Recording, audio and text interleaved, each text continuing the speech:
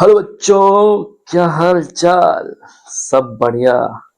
चलो, उम्मीद करते हैं कि आप सब बढ़िया होंगे, अच्छे से होंगे और मस्त होंगे, स्वस्थ होंगे। और आज आप लोग बायोलॉजी पढ़ेंगे भाई से। चलिए, तो आप वन बायो में पीछे कुछ चीज़, बहुत सारी चीज़ें पढ़ चुके थे इम्यूनिटी के बारे में। Basically human health and disease हम लोग पढ़ रहे हैं।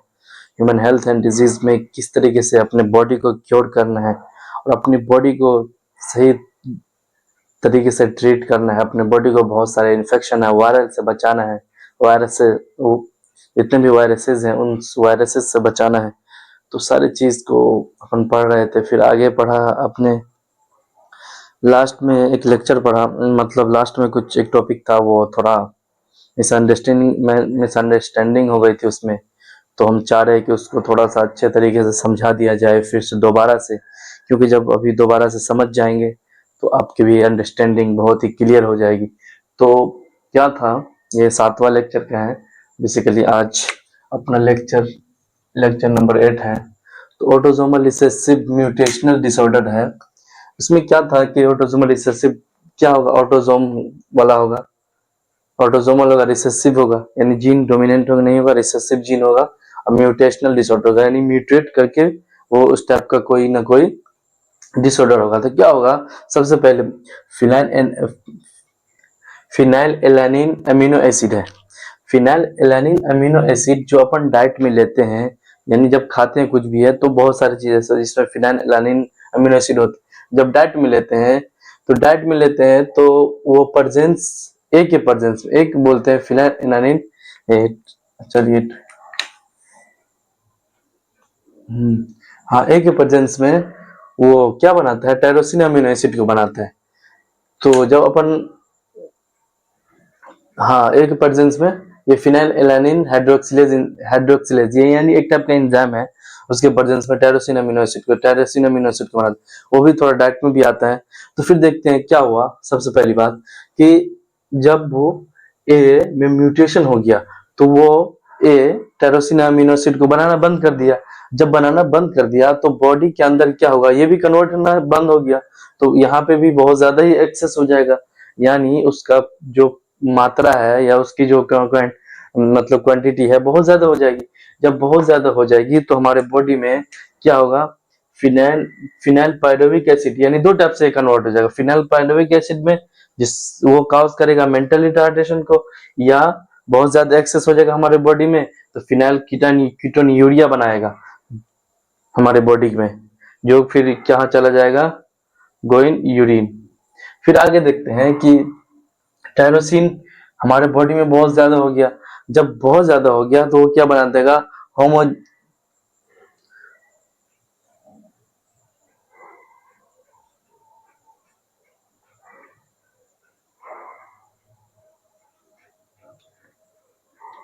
होमोजेनिटाइजिक एसिड बनाएगा।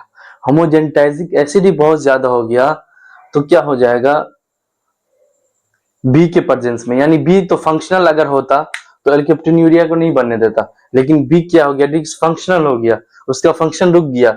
होमोजेनिटाइजिक एसिड ऑक्साइड का इसको बोलते हैं। तो अल्केप्टोन यूरिया हमारे बॉडी में हो गया। अल्केप्टोन यूरिया हो गया तो उसको बोलते हैं ब्लैक यूरिन डिजीज बेसिकली। आगे देखते हैं फिर। अब क्या हो गया, जब म्यूटेशन हो गया ए में तो टायरोसिन भी कन्वर्ट नहीं हो रहा है इधर उधर, टायरोसिन में भी नहीं रहा, लेकिन डाइट में तो अपन टायरोसिन ले रहे हैं। तो बहुत ज्यादा हो गया तो सी के प्रेजेंस में या टायरोसिनेज एंजाइम के प्रेजेंस में, जो कि मेलानिन पिगमेंट बनाता, लेकिन जब सी ही में म्यूटेशन हो गया तो मेलानिन पिगमेंट भी बहुत कम बनेगा। जब बहुत कम बनेगा मेलानिन पिगमेंट तो एल्बिनिज्म हो जाएगा हमारे बॉडी के अंदर। तो ये अपना कल का सारा कच्चा चिट्ठा था, जिसे कुछ मिसअंडरस्टैंडिंग की वजह से कल नहीं समझ पाए थे। तो उम्मीद करते हैं कि आप तमामी लोग, भाई लोग समझ गए होंगे अच्छे से, और उम्मीद करते हैं कि अच्छे से समझेंगे, क्योंकि जब तक अच्छे से नहीं समझेंगे तब तक मजा नहीं आएगा। तो भाई लोग तैयार हो, अच्छे से समझने के लिए तैयार हो। चलो, अरे ये तो कल वाला है ना, इसीलिए थोड़ा टाइम लगेगा। चलो, तो अपन समझ गए ऑटोसोमल रिसेसिव म्यूटेशनल डिसऑर्डर को, अपन समझ गए हैं भाई लोग। चलो आज अपन पढ़ेंगे क्या, बेसिकली एड्स पढ़ेंगे।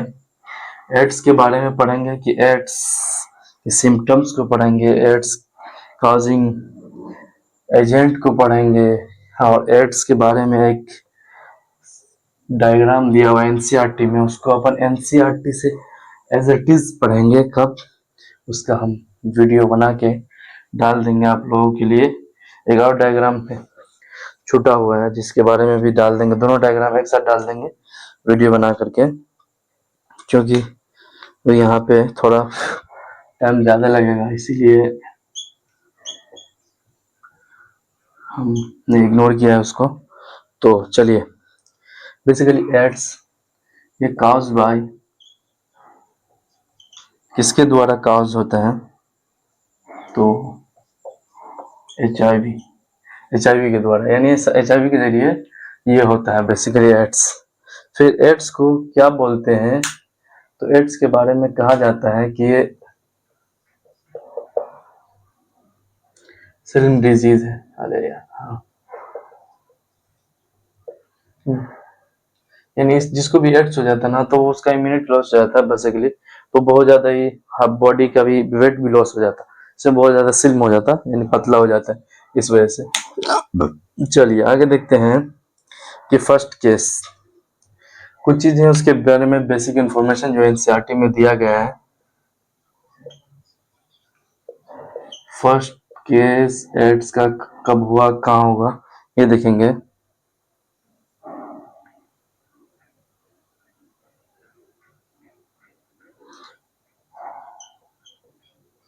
वर्ल्ड में सबसे पहली बार 1981 में एड्स का केस आया, वो भी कहाँ, यूएसए में। फिर दूसरा देखते हैं अपन इंडिया में एड्स का केस आया, कब आया, 1986 में आया, वो भी चेन्नई में, आया, ठीक। हाँ, चलो भाई लोग, अब देखते हैं, क्या देखते हैं, type of AIDS, sorry, of HIV के टाइप देखेंगे, कितने टाइप के होते हैं, तो बेसिकली 1 and 2। 1 के बारे में देखेंगे तो most common in India, first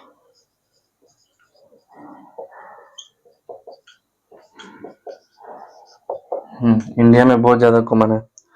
फिर देखते हैं स्ट्रक्चर ऑफ HIV,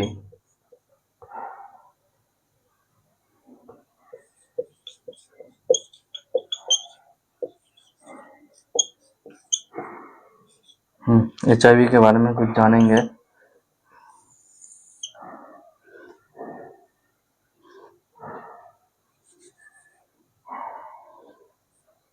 HIV को अपन रेट्रोवायरस भी बोलते हैं,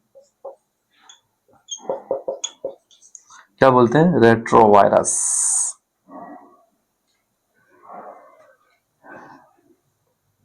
HIV क्या होता है,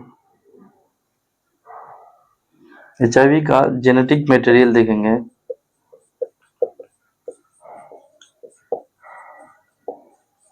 का जेनेटिक मटेरियल क्या होगा, SSRNA, सिंगल स्टैंडर्ड RNA होगा, ठीक। फिर देखते हैं इंजाइम,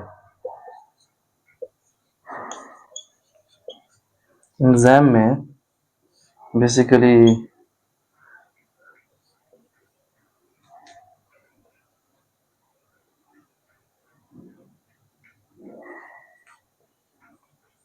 रिवर्स ट्रांसक्रिप्टेज,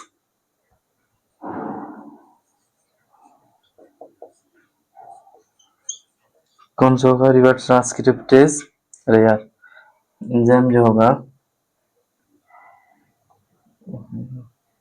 चलो चलो भाई लोग, जो एंजाइम होगा क्या करेगा, रिवर्स ट्रांसक्रिप्शन करेगा।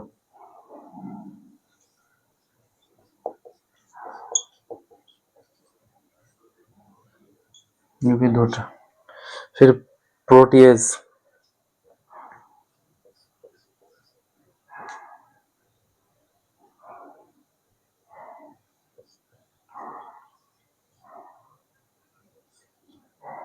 फिर एक और है इंटीग्रेस,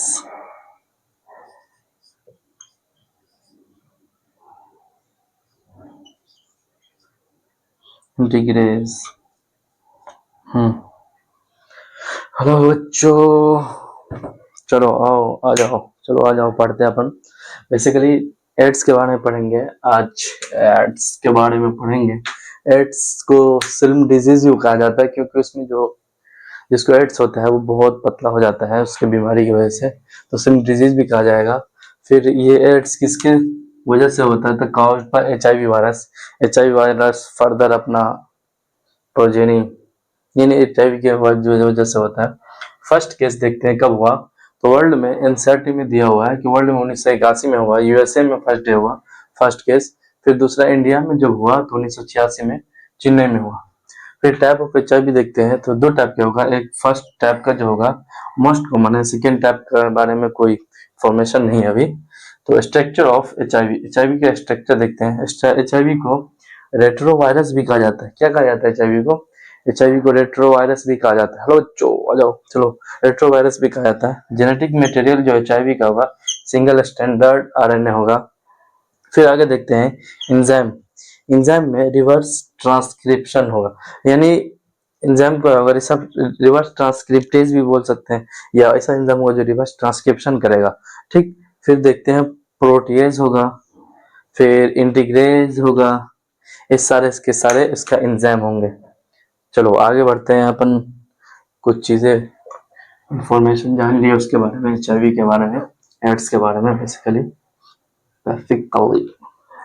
चलो भाई लोग तैयार हो, पढ़ने के लिए तैयार हो, तो चलो आगे आ जाओ। आज बहुत ही ज्यादा नहीं पढ़ाएंगे, थोड़ा ही पढ़ाएंगे, आधे पौन घंटे का लेक्चर होगा, क्योंकि मेरे पास भी समय बहुत कम है।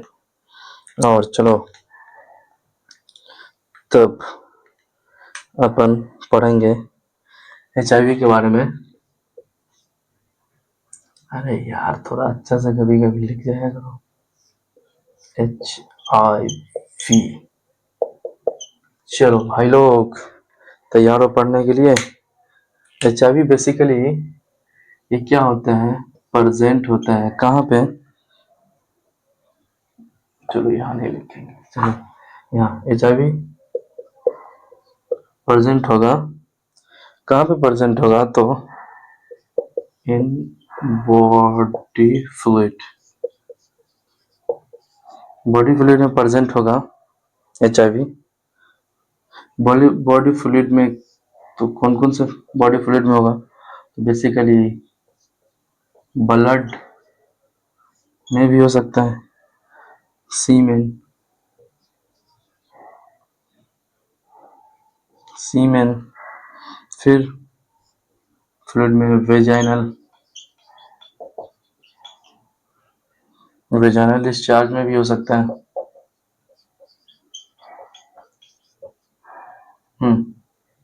वेजाइनल डिस्चार्ज में भी हो सकता है। फिर आगे देखते हैं कोलेस्ट्रॉम,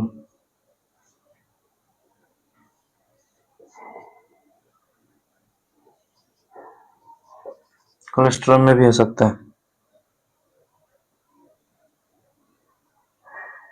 देखिए एक चीज आप लोग को बता दें कि सीमेन किसे बोलते हैं, तो सीमेन में क्या होता है basically sperm plus ejaculatory,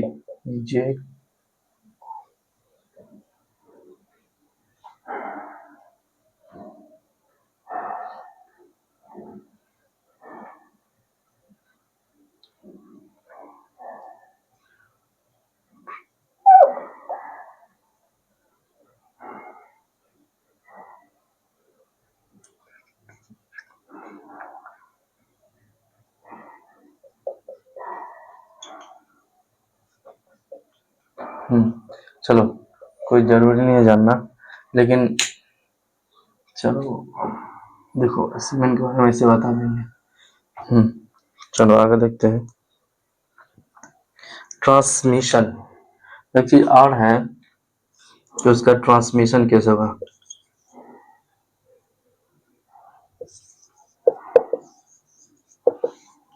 transmission यानी उसको किस तरीके से फैलता है उसके बारे में बता रहे हैं, ट्रांसमिशन के बारे में, जिसकी वजह से हमारे अपन को बचना है।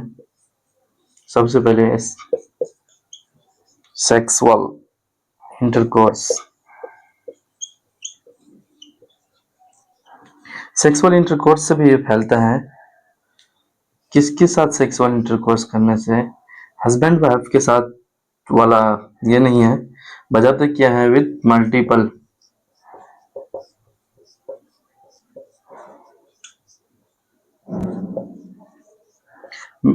पार्टनर्स जो रखते हैं, तो उनके लिए है कि जब भी सेक्सुअल इंटरकोर्स करे तो वो कंडोम का यूज करे, क्योंकि उससे क्या होगा, सेफ्टी प्रोवाइड करेगा।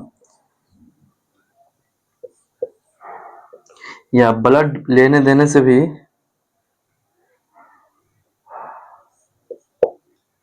ट्रांसमिशन हो सकता है किसका? HIV का। HIV फर्दर कन्वर्ट हो जाता है एड्स में। ठीक है, ठीक है भाई लोग, समझ रहे हैं आप लोग? चलिए आगे बढ़ते हैं। प्लेसेंटा। प्लेसेंटा के थ्रू भी क्या होते हैं HIV का? प्लेसेंटा के थ्रू HIV का ट्रांसमिशन हो सकता है। प्लेसेंटा में जो होता है मदर टू फीटस,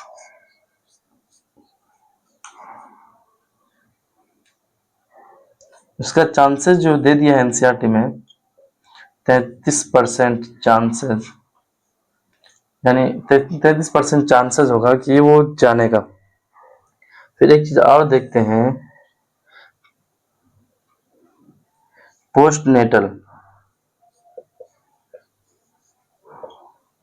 यानी आफ्टर बर्थ भी चांसेस हैं क्या?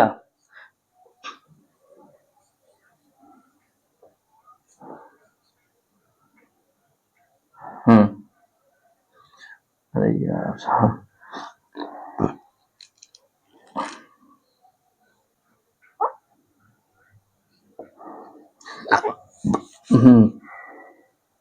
तो रिसर्च से पता चलता है कि आफ्टर बर्थ भी चांसेस है। कैसे? तो थ्रो कोलेस्ट्रॉम।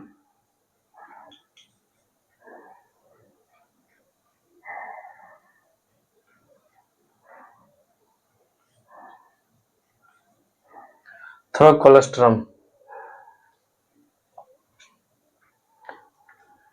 चलो भाई लोग तैयार हो?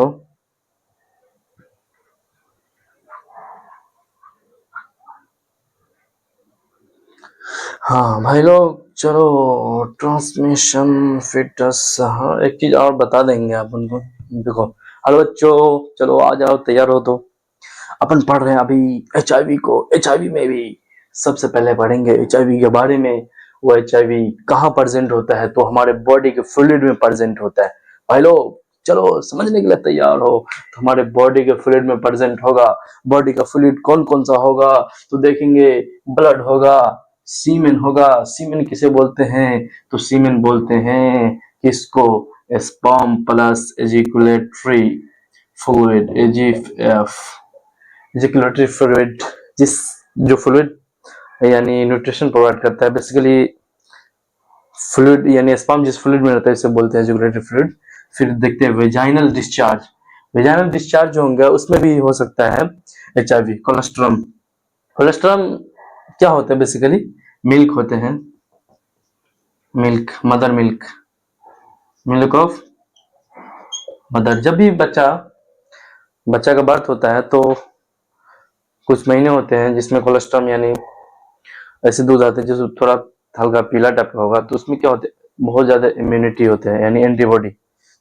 तो ये इसके थ्रू भी जा सकता है। फिर देखते हैं ट्रांसमिशन, यानी वहां भी रह सकता है, कोलेस्ट्रॉल में भी एचआईवी।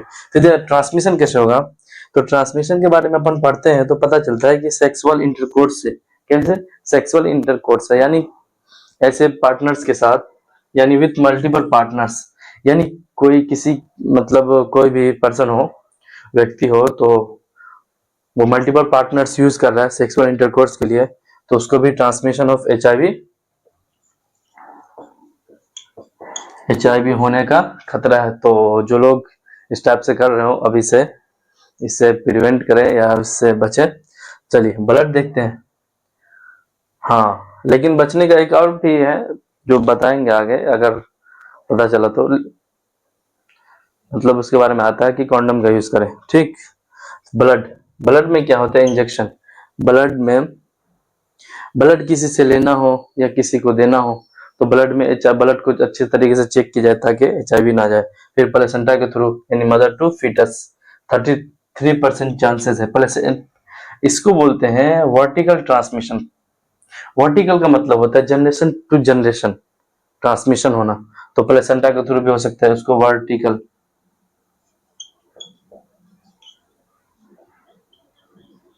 हाँ ठीक है, आगे देखते हैं। पोस्टनेटल, पोस्टनेटल मतलब आफ्टर बर्थ, बर्थ के बाद भी ट्रांसमिशन हो सकता है एचआईवी का। कैसे? Through colostrum. अरे भाई, एम की जगह एस लिखा गया। चलो, थ्रो कोलेस्ट्रम। तो बच्चों चलो तैयार हो, चलो अपन समझ गए, तो आप आगे बढ़ते हैं एचआईवी के बारे में। बहुत मजा आएगा, बहुत कुछ पढ़ेंगे, लेकिन डायग्राम फिगर को नहीं पढ़ेंगे, बेसिक एनसीईआरटी के अंदाज में, जो कि स्क्रीन रिकॉर्डिंग से आप लोगों को भेजा जाएगा। दो डायग्राम छोटा है, मेरे को पता है, एक किसका है, एंटीबॉडी का है, और दूसरा एड्स के लिए जो डायग्राम एनसीईआरटी में दिया हुआ है उसको अपन पढ़ लेंगे, क्योंकि हम चाहते हैं जितने भी डायग्राम हो सारे का एक साथ वीडियो बना करके आप लोगों को भेज दिया जाए, ताकि आप लोग अपने सुविधा के अनुसार से पढ़ लेंगे। फिर देखते हैं एचआईवी के बारे में अपन कुछ पढ़ना था।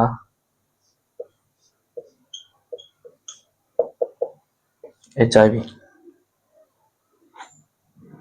एचआईवी के बारे में एक फैक्ट है, उस फैक्ट को भी जान लेना जरूरी है, क्योंकि बहुत सारे लोगों को मिसअंडरस्टैंडिंग होती है। किससे? एचआईवी के बारे में। तो एक कह रहा है एचआईवी, एनसीईआरटी कहती है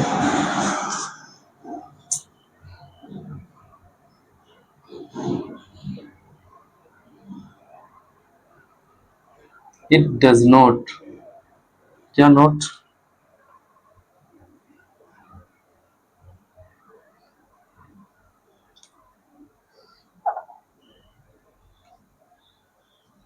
इट डज नॉट स्प्रेड। अरे भाई लोग तैयार हो?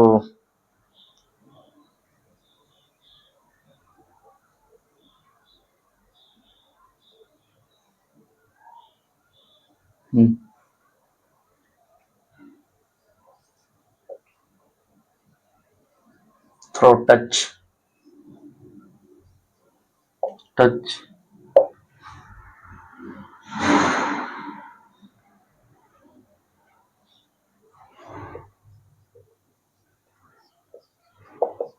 मॉस्किटो बाइट, किसिंग, ये सब से एचआईवी क्या होते हैं, स्प्रेड नहीं करते। अब देखते हैं एक चीज और है कि बेसिकली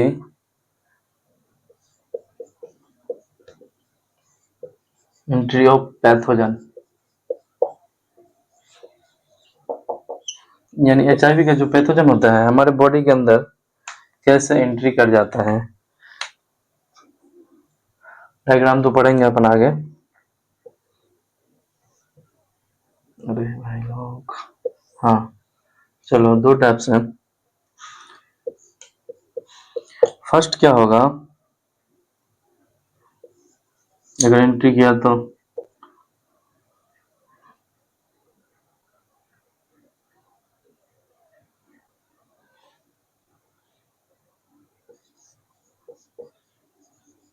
सिम्टम उसका क्या होगा, सिम्टम उसका, सिम्टम्स अपीयर,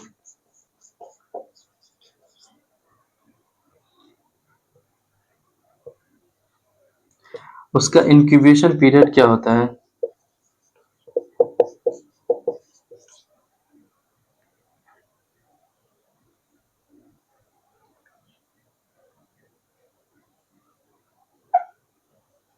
इंक्यूबेशन पीरियड जो होगा फ्यू मंथ, मंथ टू 5 से 10 ईयर्स हेड्स का होगा। फिर देखते हैं दूसरा,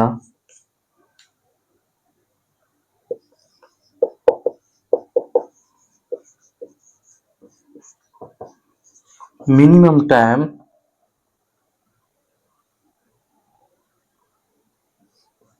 फॉर लैब डिटेक्शन, लैब में इसका डिटेक्ट करते हैं।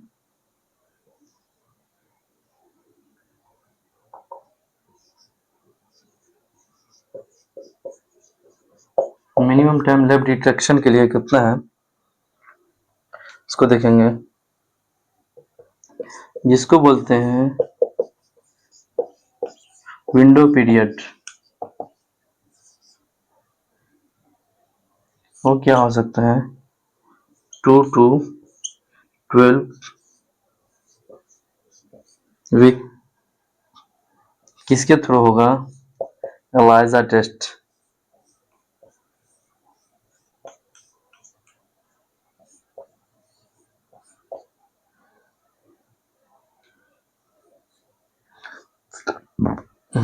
हेलो भाई लोग, चलो आगे पढ़ेंगे फिर। देखो, हेलो बच्चों, तैयार हो, चलो आ जाओ। अरे भाई लोग क्या हो गया, हाँ चलो देखते हैं। पहले देखते हैं कि अपन एड्स के बारे में पढ़ रहे थे, सिल्म डिजीज भी उसे बोलते हैं, यानी इसमें पतला हो जाता है बच्चा, बच्चा जिससे भी हो, बच्चा हो या बूढ़ा, कॉज बाय HIV होगा।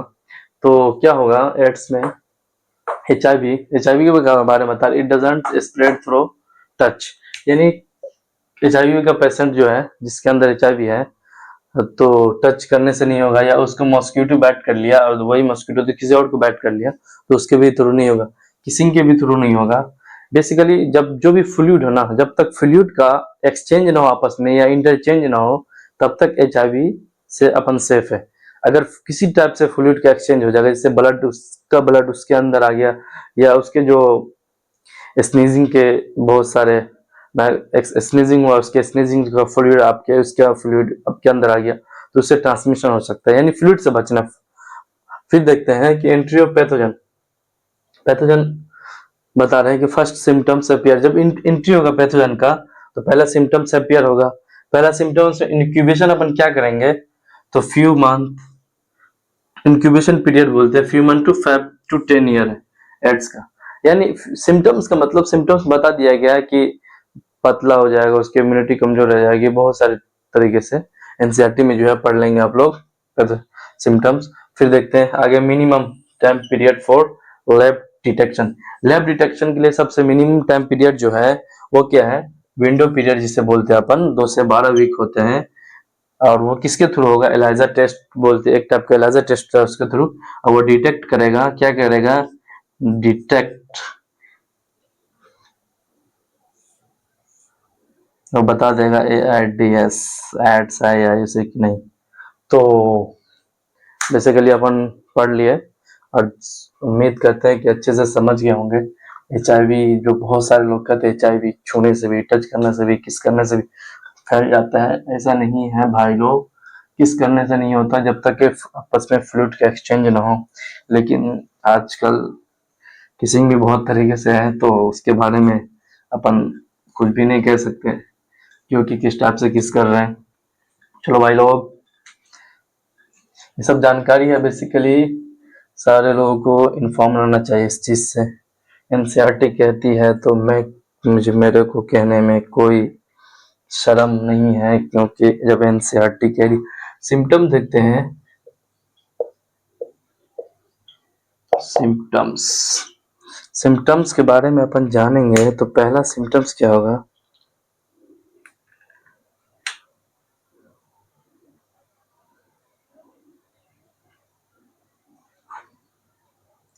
पहला में क्या होगा, इसको बोलते हैं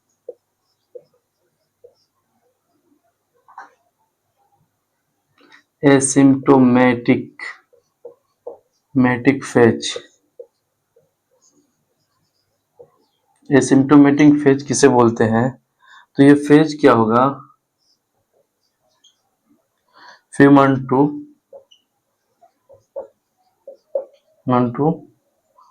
5 to 10 ईयर।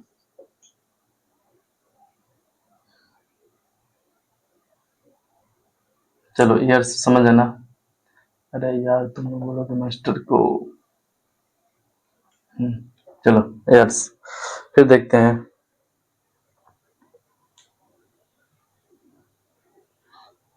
सबसे पहला दूसरा देखते हैं, उसको बोलते हैं ads related complex.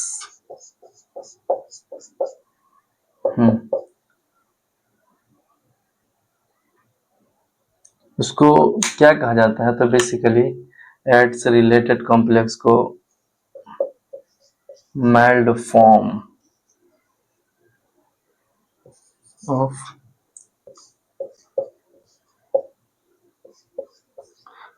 Of ads कहा जाता है। ठीक, चलिए भाई लोग तीसरा देखते हैं, चलो इसी से ले जाते हैं, फुल ब्लोन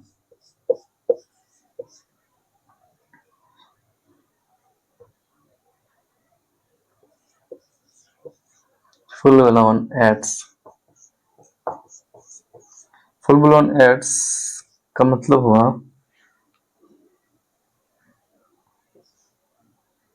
अपॉर्चुनिस्टिक।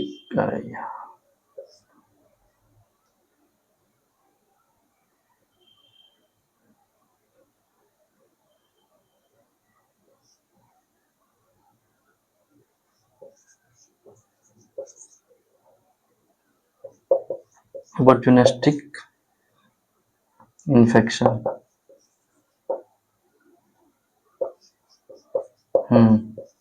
उसमें क्या होगा, बेसिकली उसको कहा जाता है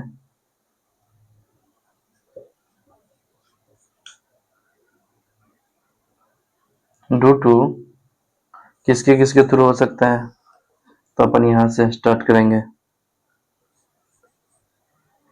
माइकोबैक्टीरिया,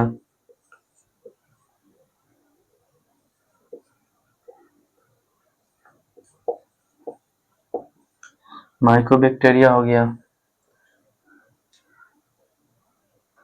या फंजाई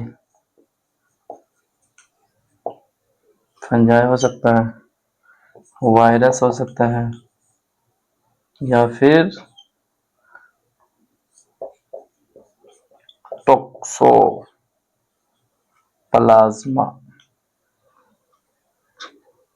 एक चीज और है जिसे अपन पढ़ लेते हैं यहीं पे स्टार लगा के,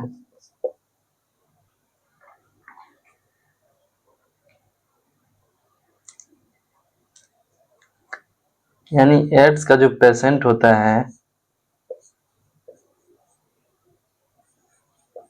most common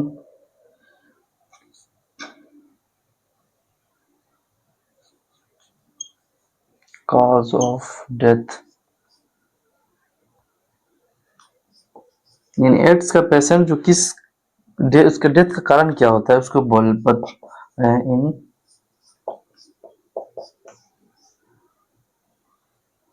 in AIDS patient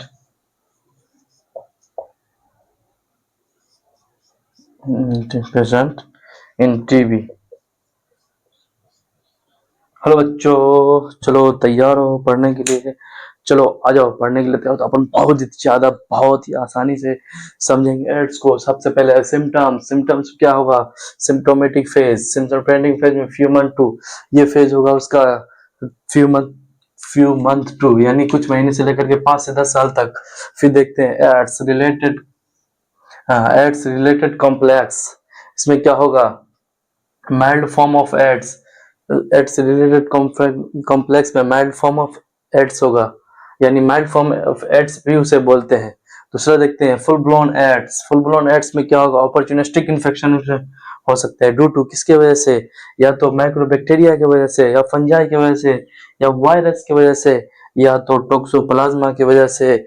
फिर देखते हैं अपन कुछ चीजें, एक इम्पोर्टेंट की बात क्या है भाई लोग, most common case of death या cause of death in AIDS patient in TB, यानी एड्स का पेशेंट बहुत सारा ऐसा होते हैं जिनको एड्स होता है, वो टीबी वाले फेज में जाके उनका डेथ हो जाता है। टीबी मतलब ट्यूबरकुलोसिस होता है, बहुत सारे ट्यूबर उसके अंदर बॉडी के अंदर होने लगते हैं, और हमारा इम्यून सिस्टम उस ट्यूबरकुलोसिस को मतलब कंट्रोल नहीं कर पाता है, जिसके कारण हमारा डेथ हो जाता है, या हमारी बॉडी उस सर्वाइव करने से लास्ट टाइम पे उस चीज से क्या बोलती है, अब मैं नहीं जी पाऊंगा, तो अपना जान दे देती है।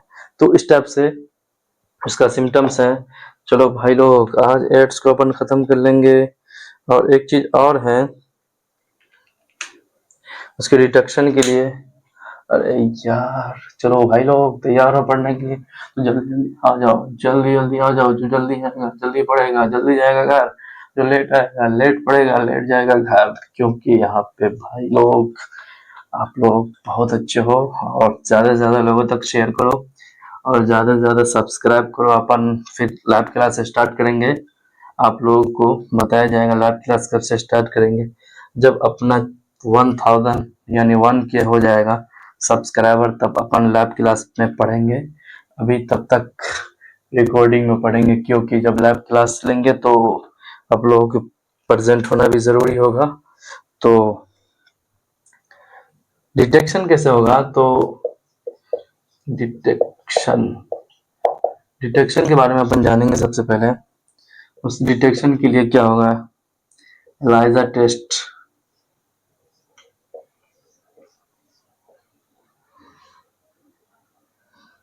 ये एलाइजा क्या करता है बेसिकली, तो ये क्या करता है, ये डिटेक्ट करता है एंटीबॉडी को। ठीक, फिर देखते हैं ये एलाइजा, ये बेसिकली एक टाइप का स्क्रीन कैसा टेस्ट है, स्क्रीनिंग।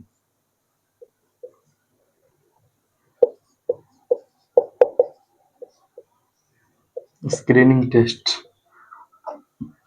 फिर देखते हैं कन्फर्मेटरी टेस्ट।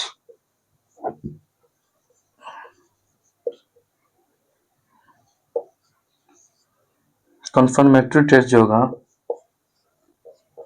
कन्फर्मेटरी टेस्ट में बेसिकली तो किस तरीके से होता है उसको हम पढ़ेंगे। कन्फर्मेटरी टेस्ट वेस्टर्न ब्लॉट उसको बोलते हैं।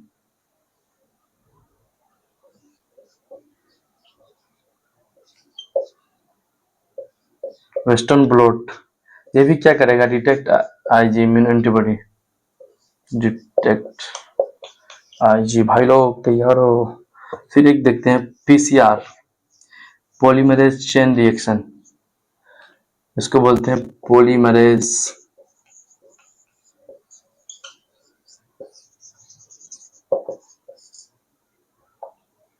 Chain reaction. समझ जाओगे राइटिंग ना, उम्मीद करते हैं आप लोग समझ जाओ, क्योंकि आप लोग डॉक्टर बनोगे तो भाई डॉक्टर बनोगे तो इस टाइप की राइटिंग तो जब लिखोगे तो समझना भी सीखो ना, जब लिखना सीख रहे हो तो। चलो भाई लोग ट्रीटमेंट भी देख लेते हैं, ट्रीटमेंट हो जाएगा।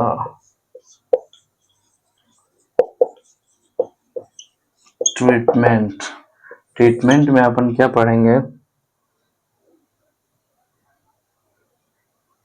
ट्रीटमेंट बेसिकली क्या होता है, पार्शियल इफेक्टिव होगा।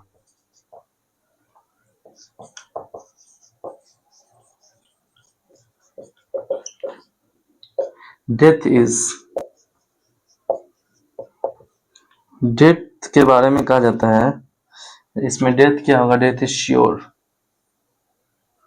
अरे भाई, डेथ इज श्योर। उसके इनहिबिटर से कुछ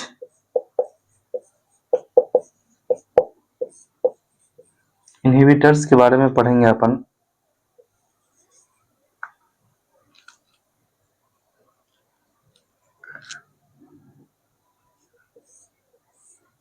इसको बोलते हैं आरटी, रिवर्स ट्रांसक्रिप्टेज इंटीग्रेज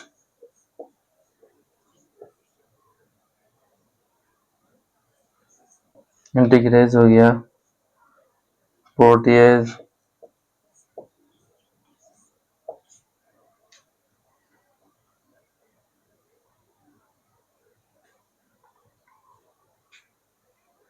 चलो भाई लोग तैयार हो पढ़ने के लिए तो आ जाओ। हेलो हेलो बच्चों, हेलो हेलो हेलो, आवाज ऑडियो वीडियो क्लियर है? चलो आगे पढ़ते हैं। डिटेक्शन में क्या होगा? डिटेक्शन के लिए एलाइजा टेस्ट डॉक्टर रेफर करते हैं।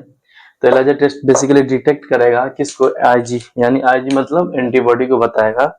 वो एलाइजा को बोलते हैं स्क्रीन टेस्ट। फिर कन्फर्मेटरी टेस्ट जो होगा वेस्टर्न ब्लॉट के थ्रू होगा, वो भी डिटेक्ट करेगा आईजी को। फिर देखते हैं एक टाइप का और टेस्ट है पीसीआर। इसमें क्या होता है? पॉलीमरेज चेन रिएक्शन, ये इसको बोलते हैं पीसीआर को। बेसिकली आप देखते हैं ट्रीटमेंट। हाँ, ट्रीटमेंट कैसा होगा? पार्शियली इफेक्टिव होगा उसका, जो भी ट्रीटमेंट होगा एड्स का पार्शियली इफेक्टिव होगा। डेथ इज श्योर, डेथ मरना तो हर हाल में होगा उसको।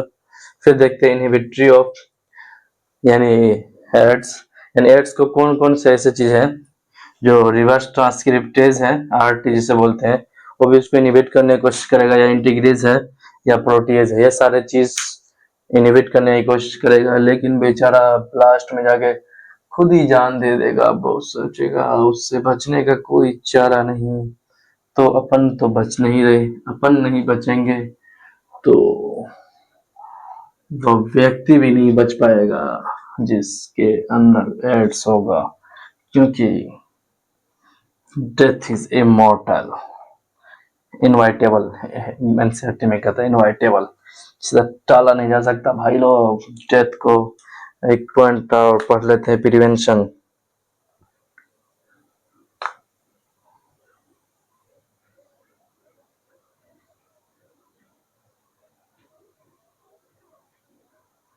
एनसीईआरटी का कुछ पॉइंट है जिसे अपन पढ़ेंगे प्रिवेंशन में।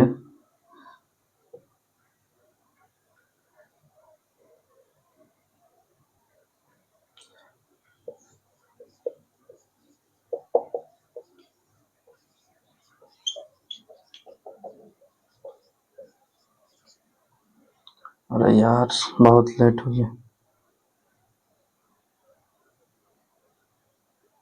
देखो बेसिकली अपन बता ही देते हैं, थोड़ा टाइम हो गया। कुछ नहीं है, एनसीईआरटी पढ़ना तो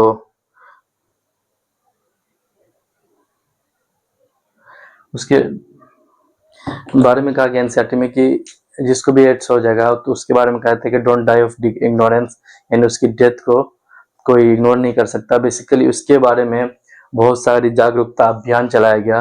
किस टाइप का अभियान था? तो जागरूकता अभियान में ये था कि गवर्नमेंटल ऑर्गेनाइजेशन भी ने भी उसके बारे में बताया, एड्स से बचने के लिए, लोगों को प्रिवेंट करने के लिए किस तरीके से बचा जा सकता है। या एनजीओज ने भी, नॉन गवर्नमेंटल ऑर्गेनाइजेशन ने भी, और इसको नाको बोलते हैं। नाको का मतलब होता है कि नाको ने भी अपना एड चलाया उसके बारे में कि एड्स से बचने के लिए। तो सबसे बड़ी बात यह है कि एड्स से बचा ही जा सकता है, अपन उसके बारे में जागरूक रहेंगे तब। मल्टीपल पार्टनर्स जो यूज करते हैं, मतलब जिनके पास है, तो उनको सतर्क रहने की जरूरत है। और भी बहुत सारी चीजें हैं कि अपन किससे ब्लड ले रहे हैं, किससे मिल रहे हैं, किससे आपका किसी से जब भी किसी के साथ रह रहे हैं या उससे, तो आप क्या शेयर कर रहे हैं, नीडल शेयर कर रहे हैं, तो बहुत सारी चीजें जिससे ड्रग शेयर करते हैं। तो ब्लड का ट्रांसफ्यूजन भी होता है। इस बहुत सारी ऐसी चीज है जिससे क्या होते हैं, एड्स होने की संभावना होती है, तो उससे बचना है और सतर्क रहना है और जागरूक रहना है और बी एजुकेटेड, बी सेफ। और तब तक के लिए ओके बाय।